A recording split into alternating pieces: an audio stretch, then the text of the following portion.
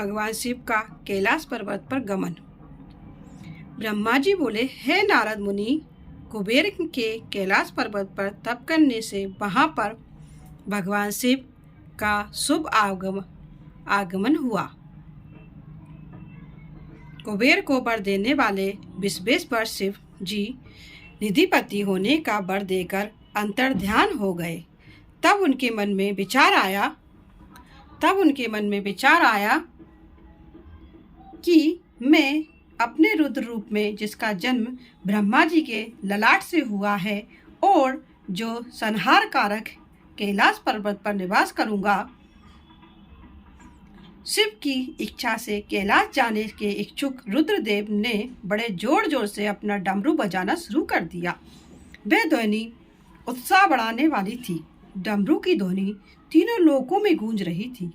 उस दिन उस ध्वनि में सुनने वालों को अपने पास आने का आग्रह था।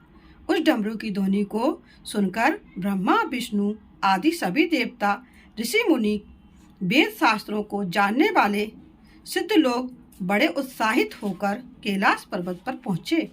भगवान शिव के सारे पार्षद और गणपाल जहाँ भी थे, वे कैलाश पर्वत पर पहुँचे। साथ ही असंख्य गणों सहित अपनी लाखों करोड़ों माया भयावनी भूत प्रेतों की सेना के साथ स्वयं शिवजी भी वहां पहुंचे। सभी गणपाल सहस्त्रों भुजाओं से युक्त थे। उनके मस्तक पर जटाएं थीं। सभी चंद्रचूर्ण, नीलकंठ और त्रिलोचन थे। हार, कुंडल, केयूर तथा मुकुट से वे अलंकृत थे। भगवान शिव ने विश्वकर्मा को कैलाश पर्वत पर निवास करने की आज्ञा दी। अपने भक्तों के रहने के लिए योग आवास तैयार करने का आदेश दिया। विश्वकर्मा ने आज्ञा पाते ही अनेकों प्रकार के सुंदर निवास स्थान वहां बना दिए। उत्तम मुहूर्त में उन्होंने वहां प्रवेश किया। इस मधुर बेला पर सभी देवताओं, ऋषि मुनियों और सिद्धों सहित वहां ब्रह्मा और विष्णु जी ने शिवजी व उमा का अभिषेक किया। भिन्न प्रकार से उनकी पूजा अर्चना और स्तुति की। प्रभु की आरती उतारी। उस समय आकाश में फूलों की वर्षा हुई। इस समय चारों ओर भगवान शिव तथा देवी उमा की जय जयकार हो रही थी। सभी की स्तुति से प्रसन्न होकर भगवान शिव ने उन्हें उनकी इच्छा के अनुसार वरदान दिया तथा उन्हें अभिष्ट और मनोवांछित वस्तुएं भेंट की। तत्पश्चात भगवान शंकर की आज्ञा लेकर सभी देवता अपने अपने निवास को चले गए। कुबेर भी भगवान शिव की आज्ञा पाकर अपने स्थान अलकापुरी को चले गए। तत्पश्चात भगवान शंभु वहां निवास करने लगे। वे योग साधना में लीन होकर ध्यान में मग्न रहते। कुछ समय तक वहां अकेले निवास करने के बाद उन्होंने दक्ष कन्या देवी सती को पत्नी रूप में प्राप्त कर लिया। देव ऋषि अब रुद्र भगवान देवी सती के साथ वहां सुखपूर्वक विहार करने लगे।